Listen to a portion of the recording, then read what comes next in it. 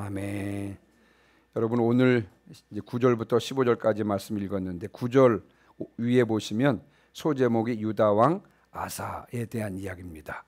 그래서 오늘은 아사 왕의 종교 개혁에 대한 말씀을 나눌 텐데 먼저 9절 한번 보시면요. 9절 이스라엘의 여로보암 왕 제20년에 아사가 유다 왕이 되어.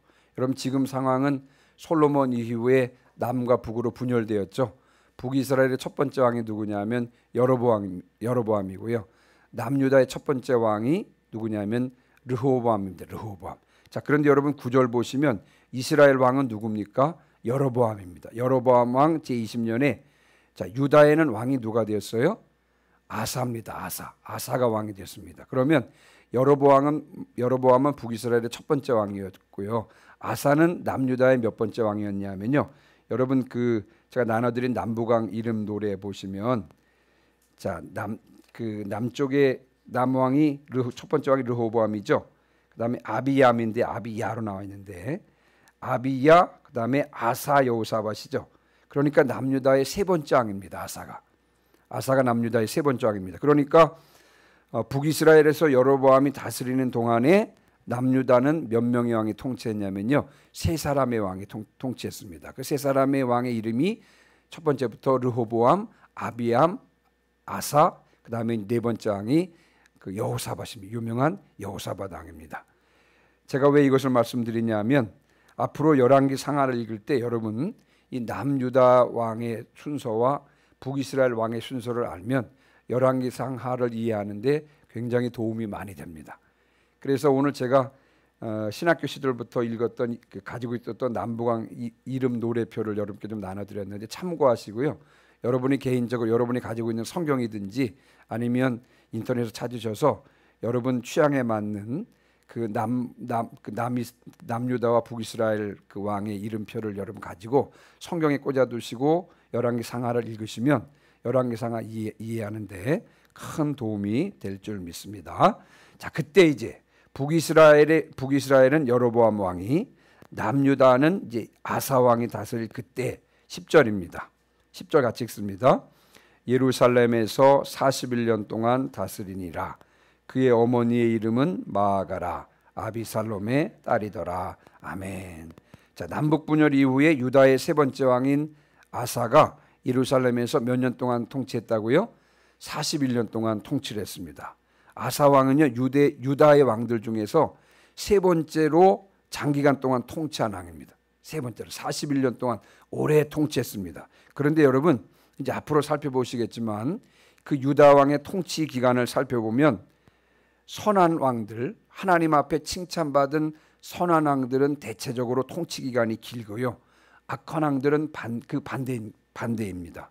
따라서 가만히 보면 왕위가 오래 존속되었다는 것은 하나님으로부터 축복받은 결과인 것을 우리가 그 유다 왕의 역사를 통해서 알 수가 있습니다. 결론적으로 말씀을 드리면 아사는요 선한 왕으로 분류가 되는데 하나님께서 축복하셔서 오랜 기간 동안 왕위에 앉은 그런 왕인 것을 우리가 본문을 통해서 알 수가 있습니다. 자, 그런데 이제 문제의 구절이 나오는데 뭐냐? 10절 중간부터 보세요. 그의 어머니의 이름은 마아가라. 아비살롬의 딸이더라. 여러분 어디서 본 구절 아닙니까? 15장 2절을 보세요. 15장 2절에. 자, 유다의 두 번째 왕이 아비암인데요. 르호보암의 아들 아비암인데 2절 보시면 예루살렘에서 3년 동안 다스리니라. 그의 어머니의 이름은 마아가요. 아비살롬의 딸이더라. 똑같은 표현이 나오죠? 그렇죠? 예. 그러니까 사실은 여기서 등장하는 그 마아가 아사의 어머니를 소개되는 마아가는 정확히 말하면 아사의 어머니가 아니라 아사의 할머니라고 보는 것이 맞을 것입니다. 그런데 성경은 왜 이 마아가의 어머니라고 소개했냐? 마아가를 그 아사 왕의 어머니라고 소개했냐면요. 마아가는 어린 손자 아사를 대신해서 섭정을 했기 때문에 이 태후의 지위를 누렸기 때문에 어머니라고 소개한 것이 아닌가 그렇게 짐작해 볼 수 있는 것입니다. 자, 그러면서 이제 중요한 문장이 나오는데 11절입니다. 11절 같이 읽습니다. 시작. 아사가 그의 조상 다윗같이 여호와 보시기에 정직하게 행하여. 아멘. 여러분, 이것은 칭찬입니까 비난입니까? 칭찬입니다. 그렇죠? 칭찬입니다. 그의 조상 다윗같이 행했다고 하는 것은 굉장한 칭찬인 것입니다. 여로보암의 길을 따르지 않고 이 다윗의 길을 따랐다라고 하는 것은요, 여러분 열왕기 상하의 기자가 내릴 수 있는 최고의 칭찬인 것입니다. 그 할아버지 르호보암과 그 아버지 아비암과는 달리 여러분 이 아사는 긍정적인 평가를 받고 있습니다. 그런데 이 아사가 긍정적인 평가를 받게 된 이유가 12절부터 15절까지 나와 있는데 뭐냐면, 여러분 이 아사라고 하는 왕은요, 무엇보다도 과감하게 종교개혁을 단행했기 때문에 그렇습니다. 그가 행한 종교개혁 때문에 이 아사왕이 긍정적인 평가를 받고 있는 것입니다. 앞으로 열왕기 상하를 읽으면서 더 자세히 나오겠습니다만, 열왕기 상하는요, 여호와의 율법에 순종하면 흥하고 여호와의 율법을 거역하면 망한다 라고 하는 이 역사관을 지니고 있는 것이 열왕기 상하입니다. 그래서 하나님께 전심 전력을 다하는 증거로 무엇을 제시하고 있냐면요, 우상 숭배를 배격하는 것을 여호와 하나님께 전심 전력을 다하는 증거로 해석하고 있는 것입니다. 왜냐하면 우상 숭배하는 것은 무엇보다도 율법에 불순종하는 행위이기 때문에 그렇습니다. 그렇죠? 우상 숭배하는 것은요, 특별히 10계명 중에서도 1계명과 2계명을 어기는 것이 되기 때문에 우상 숭배를 한다?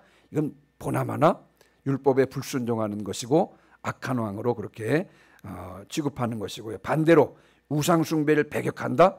이는 여호와 하나님께 전심전력을 다하고 있다는 증거로 제시하고 있는 것이 열왕기 상하의 기자인 것입니다. 잠깐 그러면 넘어가기 전에요, 우상 숭배에 대해서 이야기를 한번 해보겠습니다.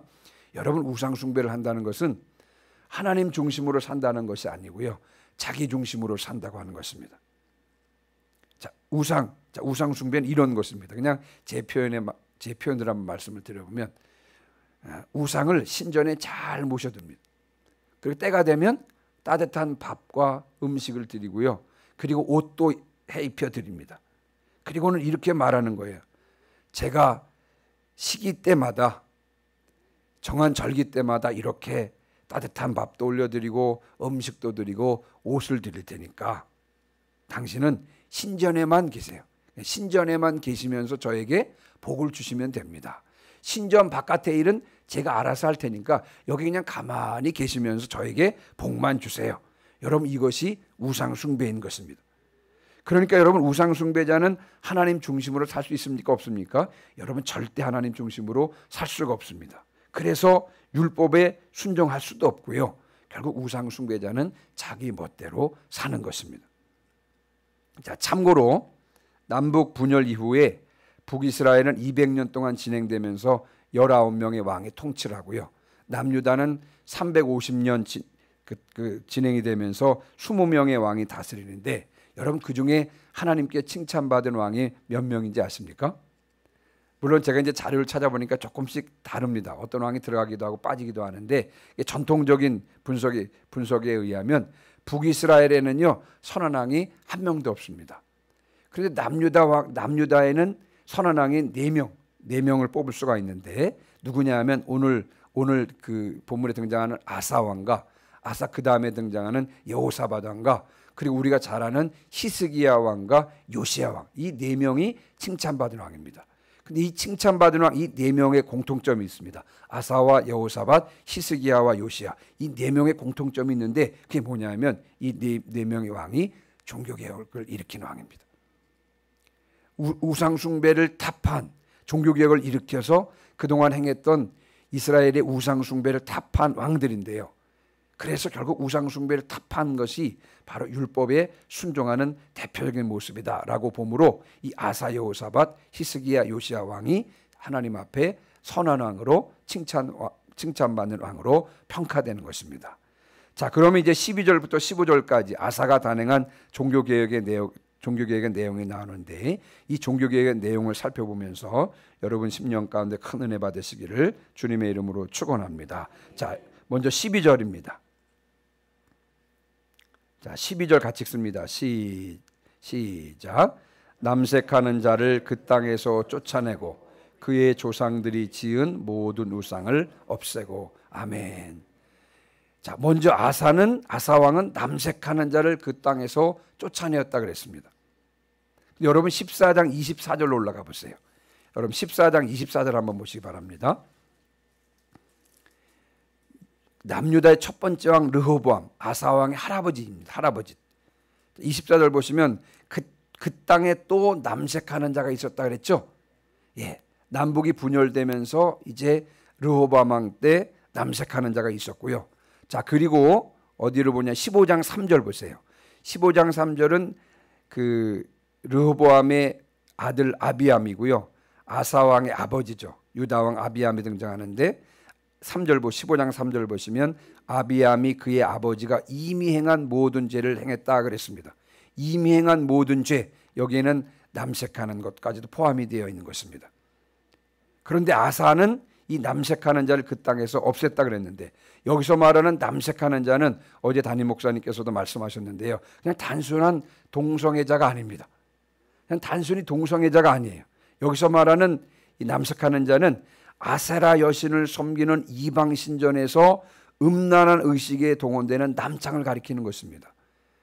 예, 종교의식의 일환으로 남자와의 성관계를 즐기는 것입니다. 그것이 하나의 의식이에요. 의식. 예, 남자와 성관계를 하는 것, 하나의 종교적인 의식으로 행했는데 그때 등장하는 사람이 바로 이 남색하는 자였던 것입니다.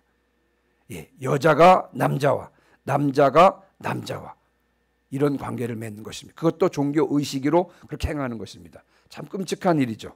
그런데 더 끔찍한 사실은 뭐냐면요, 이 남색하는 자라고 하는 단어는 카데시라고 하는 단어인데요, 이 카데시라고 하는 명사는 본래 거룩하다라고 하는 뜻을 가진 동사가 카다시인데, 카다시에서 유래했습니다. 남색하는 자가 원어상으로는요 카데시에 거룩한 자라는 뜻입니다. 거룩한 자. 자, 여러분 보통 거룩하다라고 하는 동사는 언제 사용되고 있냐면요, 성경에서부터 거룩하다는 구별된다는 뜻인 것입니다. 거룩하다는 개념을 언제 쓰느냐? 성경에서는 하나님께서 인간과 완전히 구별된다는 의미로 거룩하다, 이런 개념을 씁니다. 자, 뿐만 아니라 또 하나님께서 인간 다른 이방 신들과 완전히 구별된다, 그때 거룩하다는 개념을 사용하는 것입니다. 뿐만 아니라 하나님의 백성이 다른 이방 민족들과 다른 민족들과 구별된다는 의미로 거룩이라는 개념이 사용되는 것입니다. 그런데 이방 신전의 종교의식에 참여한 이 사람에게 거룩의 개념을 지금 사용하고 있는 것입니다. 이방 종교의식에 사용된 이 남색하는 자를 카데시라고, 거룩한 자라고 표현하고 있는 것입니다. 여러분, 이것은 당시 이스라엘이 영적으로 얼마나 혼란스러웠는지를 단적으로 보여주는 끔찍한 이야기인 것입니다. 여러분, 제가 지금 이방 나라의 이야기를 하고 있는 것이 아닙니다. 북이스라엘에 대한 이야기를 하고 있는 것이 아니고요, 다윗 왕조 남유다에 관한 이야기를 지금 하고 있는 것입니다. 그것도 솔로몬 사후에 100년, 200년 후에 이야기를 하는 것이 아니라 솔로몬이 죽고 약 한 20년 정도 지난 후에 이야기를 하고 있는 것입니다. 우상 숭배를 하면서 하나님 중심이 아니라 자기 중심으로 살다 보니까 거룩의 개념을 지금 완전히 잊어버린 것입니다. 하나님 백성이라고 하는 정체성을 완전히 잊어버리고 사사시대의 그때처럼 자기의 소견에 옳은 대로 행하고 있었던 것을 우리가 오늘 본문을 통해서 알 수가 있는 것입니다. 혹시 우리 또한 이 유다왕 르호보암과 아비암 시대처럼 살고 있었던 것은 아닌지, 하나님의 자녀라고 하는 정체성은 잊어버리고 날마다 내가 그냥 하고 싶은 대로, 내 마음 가는 대로, 내 멋대로 살고 있는 것은 아닌가, 이런 것을 생각할 때 참으로 두렵고 떨리는 마음이 드는 것입니다. 자, 그 다음에 이제 아사가 행한 종교개혁의 두 번째가 뭐냐면 12절 중간부터 한번 보세요. 그의 조상들이 지은 모든 우상을 없애고 그랬습니다. 아사 왕은요, 그의 조상들이 지은 모든 우상을 없앴다 그랬습니다. 여기서 말하는 그의 조상들이 지은 우상이라고 하는 것은요, 아세라, 아스다롯, 밀곰, 그모스, 바알 등의 신상을 가리키는 것입니다. 아스다롯은 시돈의 여신이고요, 밀곰은 암몬의 신이고, 그모스는 모압의 신이고, 바알은 잘 아시는 대로 가나안의 신인 것입니다. 가만히 보면요, 이스라엘에 참 다양한 신들을 섬기고 있었습니다. 어떻게 이스라엘이 이렇게 많은 신들을 섬기고 있었을까요?